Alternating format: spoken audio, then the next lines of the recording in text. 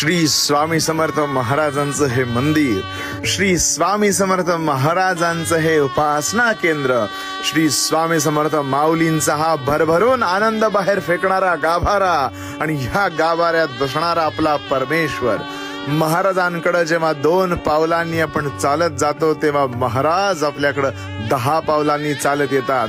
महाराज म्हणतात, तू माझ्याकडे आलायस, मला सगळी दुःख व्यथा सांगितलायस, आता ती कशी पार करायची, त्याची नौका, हा भवसागर कसा पार करायचा हे संपूर्ण माझ्याकडे सोडून दे.